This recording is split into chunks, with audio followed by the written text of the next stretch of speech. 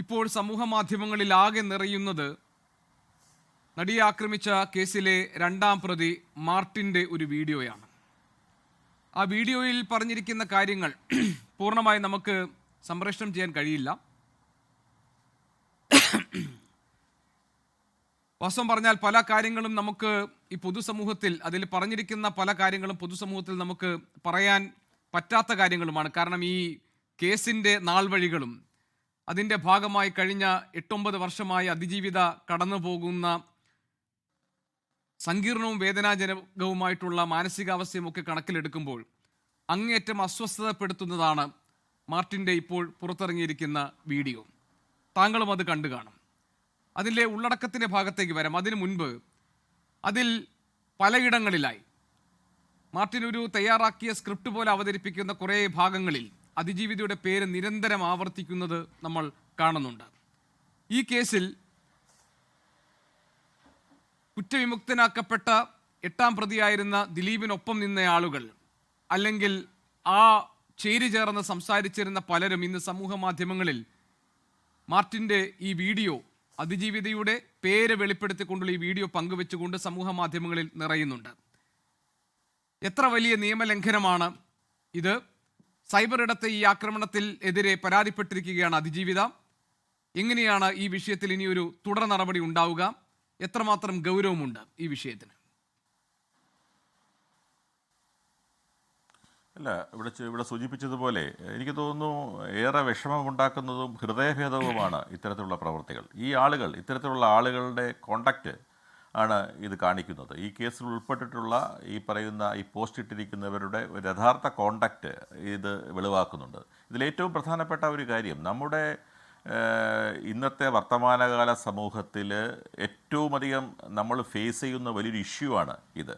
കാരണം ഇത്തരത്തിലുള്ള ആളുകൾ ഈ മേഖലയിൽ മാത്രമല്ല പല പ്രശ്നങ്ങളിലും ഇത്തരത്തിൽ എന്തും എഴുതി വിടാനുള്ള ഒരു അധിക്ഷേപിക്കുവാനും അപമാനിക്കുവാനും എന്തും എഴുതി പിടിപ്പിക്കുവാനുമുള്ള ഒരു മേഖലയായി ഈ സോഷ്യൽ മീഡിയയെ കാണുന്നുണ്ട് എന്നുള്ളതാണ് ഏറ്റവും പ്രധാനപ്പെട്ട ഒരു കാര്യം.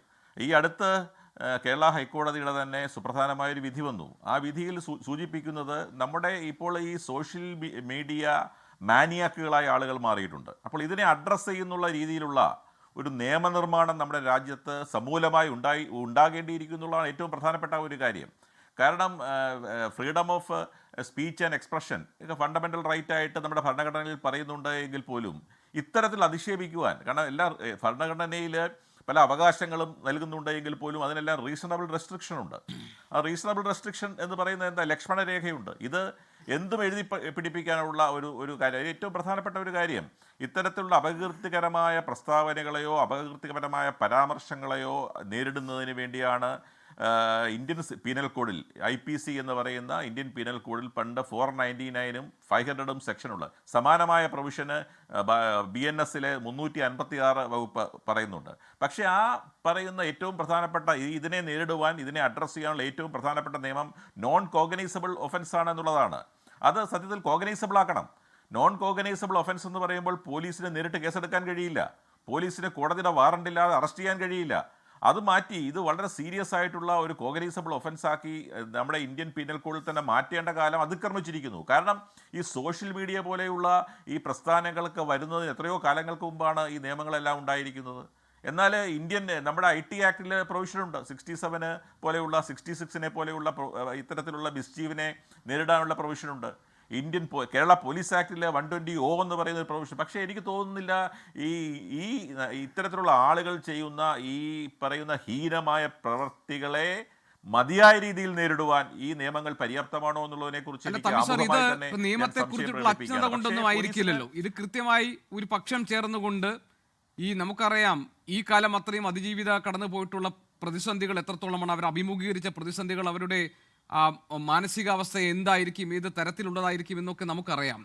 അവിടെ സമൂഹത്തിന് മുന്നിലെ അതിജീവിതം ഒറ്റപ്പെട്ടു പോകാതിരിക്കാൻ വേണ്ടിയുള്ള ഒരു പിന്തുണയും കരുതലുമൊക്കെ കൊടുക്കേണ്ടത് എത്രത്തോളം പ്രധാനപ്പെട്ടതാണെന്ന ബോധ്യം നമുക്കെല്ലാവർക്കുമുണ്ട്. അവിടെയാണ് അവരെ വീണ്ടും വീണ്ടും അവരുടെ അന്തസ്സിനെ മുറിവേൽപ്പിക്കും വിധത്തിൽ ഈ തരത്തിലുള്ള കാര്യങ്ങൾ നടന്നുകൊണ്ടേയിരിക്കുന്നത്. ഇപ്പോൾ ഡിസംബർ 8-ാം തീയതി ഇതിലെ കോടതി വിധി വന്ന സമയത്ത് വിചാരണ കോടതി ജഡ്ജി പറഞ്ഞത്, കോടതി നടപടികളെക്കുറിച്ച് വളച്ചൊടിച്ചുള്ള വാർത്തകൾ പ്രസിദ്ധീകരിക്കുന്നത് കുറ്റകരമാണ്.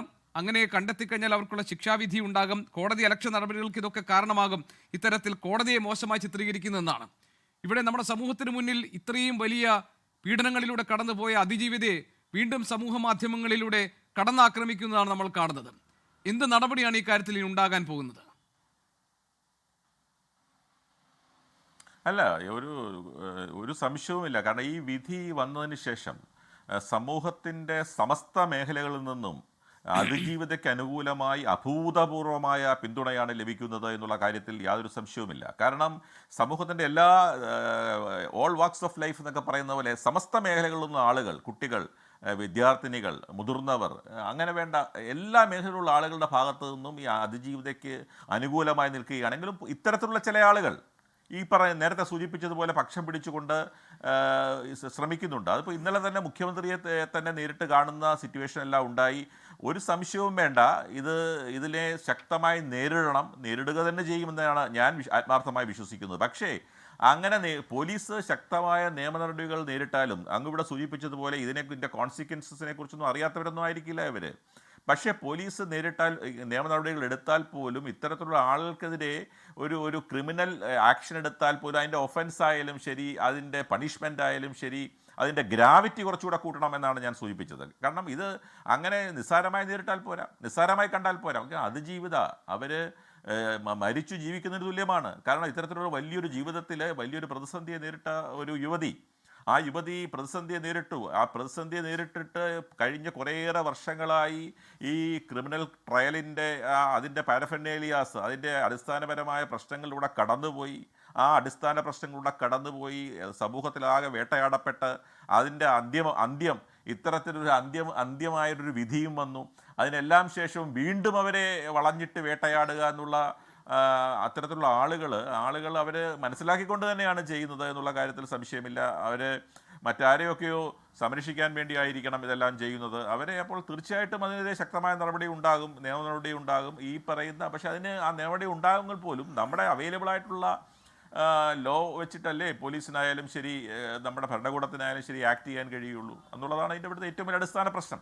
ലോകത്തെവിടെയായാലും ഏത് സമയത്തും 24 വാർത്തകളും ഓഗ്മെന്റഡ് റിയാലിറ്റി പാക്കേജുകളും എക്സ്പ്ലെയിനറുകളും വിശദമായി കാണാൻ ഞങ്ങളുടെ യൂട്യൂബ് ചാനൽ നിങ്ങൾക്ക് സബ്സ്ക്രൈബ് ചെയ്യാം.